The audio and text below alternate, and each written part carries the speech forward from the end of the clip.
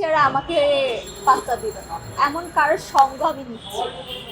আমি মানুষ বুঝে শুনে চলছি, যদিও কখনো ইন ফিউচারে ও তো আরো হিরোইনদের সাথেও কাজ করবে। ধরেন এমন আছে একজন সুপারস্টার বিদ্যাসিমা মিম আপু বা বুবলি আপু, এরা যদি শিশিরের সাথে কাজ করে ওই মুহূর্তে আমি জিনিসটা দেখলে খুশি হব, আমি নিজেকে প্রাউড ফিল করবো যে শিশির সর্দারের সাথে যে আমরাও কাজ করেছি, সাপোর্টিভ হিসেবে ওর পাশে ছিলাম অ্যাজ এ ফ্রেন্ড।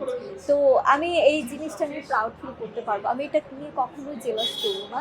এবং তবে একটা জিনিস কষ্ট পাবো, ধরেন একটা সিনেমা আসছে যে এই সিনেমার রাজরিপা এই ডেটে এই মান্থেই হবে, তো আরেকটা হিরোইনের এই সিনেমা এই ডেটে এই মান্থে হবে, তখন তুমি কোনটা চয়েস করবা? সে যদি ওই মুহূর্তে বলে যে না আমি ওই ডিরেক্টর ওই হিরো, তখন ওই মুহূর্তে একটু কষ্ট পাবো, হায় রে কি করলাম। যে যাই হোক, আমি আসলে কোনো কিছু পাওয়ার আশায় কোনো কিছু দেওয়াটা আমার মধ্যে নেই।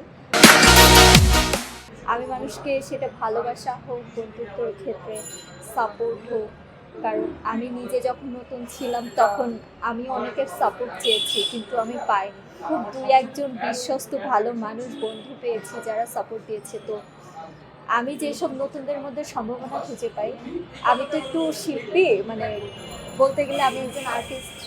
আর্টিস্ট বলতে হ্যাঁ, আমি অনেক কিছুই করার ট্রাই করি, ঠিক আছে, তো তার মাঝখান থেকে আমার মনে হয় না যে আমি একজন অ্যাক্টর চিনতে ভুল করবো। ও যদি পলিটিক্সের শিকার না হয়, কোনো সিনিয়র হিরো যদি ওকে না আটকায়, কোনো ভালো পরিচালক যদি ওকে নিয়ে পলিটিক্স না করে, সাপোর্ট দেয়, তাহলে আমার মনে হয় শিশির একটা জায়গায় যাবে।